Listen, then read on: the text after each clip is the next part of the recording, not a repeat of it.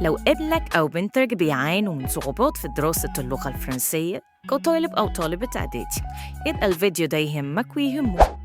أنا عارفة إن مستوى ولادكم في اللغة الفرنسية مش بيتحسن رغم إنهم بيدرسوه من الابتدائي، وعارفة إنكم تعبتوا من التنقل من محتوى لمحتوى تاني ومن مصدر لمصدر تاني وتالت، وبعد ده كله بتحسوا إن المعلومة اللي بتاخدوها مش مبدئية.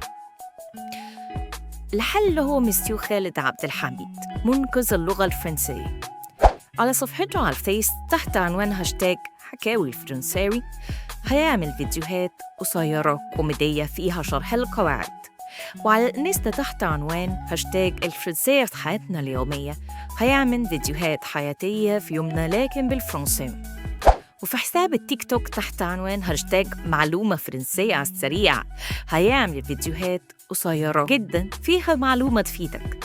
وأخيراً على اليوتيوب تحت عنوان هاشتاج تعال أقولك لمصلحتك هيعمل فيديوهات فيها نصايح مهمة سواء في الدراسة أو في الحياة عموماً. تفتكروا أنا كده خلصت؟ لا، في حاجات تانية مفاجآت كتير مستنياكم وتعرفوها ساعتها، فما تضيعش وقت وقوم دلوقتي اعمل متابعة لكل الحسابات اللي هتكون فوق في الفيديو.